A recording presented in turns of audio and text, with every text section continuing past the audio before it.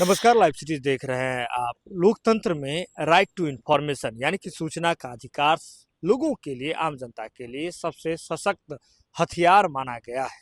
और इसी के तहत लोग जो हैं भ्रष्टाचार, साथ ही साथ जो विभागीय कामकाज है इसकी जानकारी, और साथ ही हर तरह का जो कामकाज है इसमें किस तरह से किस राशि का कहाँ आवंटन हो रहा है, कैसे कामकाज हो रहा है, हर एक चीज़ की जानकारी लोग सूचना का जो अधिकार नियम है जो 2005 में आया था उसके तहत लोग जो हैं इसकी जानकारी प्राप्त कर सकते हैं।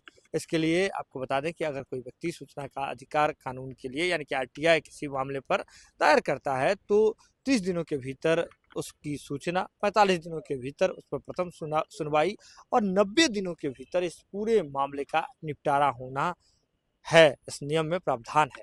लेकिन अब आपको बता दें कि बिहार में सूचना का अधिकार कानून के तहत अलग तरह का मामला चल रहा है। जिस मामलों का निपटारा 90 दिन के भीतर हो जाना चाहिए था वह 2013 से अब तक पेंडिंग है। जी हाँ, फाइलें इतनी मोटी हो गई है कि आरटीआई के तहत जो लोगों ने जानकारी मांगी थी, राइट टू इंफॉर्मेशन के तहत आरटीआई दायर किया था, तो 2013 के मामलों पर 2026 में सुनवाई होनी है। और ऐसे में अब तक जो है 29,919 कुल ऐसे मामले हैं जो द्वितीय सुनवाई के लिए अटके हुए हैं। हालांकि विभाग में लोग जो हैं दबी जुबान में यह बता रहे हैं कि इसके लिए जो ऑफिसर तैनात हैं, नोडल ऑफिसर तैनात हैं, उसके पद कुछ रिक्त हैं, इसकी वजह से नहीं हो पा रहा है। लेकिन बड़ी बात यह है कि जिस मामले जो हैं जो बहुत ही, जैसे किसी तरह का कहीं अवैध निर्माण का मामला था, वहां पर लोगों ने आरटीआई दायर किया था जिसका फैसला 3 साल बाद। अब सोचिए, निर्माण का अभी शुरू हुआ है अवैध, उस पर अंकुश लगाने के लिए अगर कोई आरटीआई के तहत जानकारी देता है, आवेदन देता है और उस पर 3 साल बाद फैसला आएगा तो कैसे काम चलेगा। हालांकि कई लोग कई जानकारी हम मान रहे हैं कि ऐसा जानबूझ करके किया जा रहा है और एक संस्थागत भ्रष्टाचार का जो है वह तरीका है। हालांकि जो भी परिस्थिति हो, लेकिन मामले कुछ ऐसे हैं कि द्वितीय सुनवाई के लिए अब तक बिहार में 29,919 ऐसे मामले हैं जो अभी भी लंबित हैं। आपको बता दें कि बिहार राज्य सूचना आयोग के पास जो है 29,000 से 919 ऐसे मामले हैं जो द्वितीय सुनवाई के लिए लंबित हैं। और आरटीआई जो सबसे मजबूत और धारदार कानून हुआ करता था, जिसके तहत लोगों को जानकारी मिल जाती थी किस विभाग में किस तरह का काम चल रहा है, कितनी राशि किस मद में खर्च किया जा रहा है, साथ ही साथ भ्रष्टाचार से।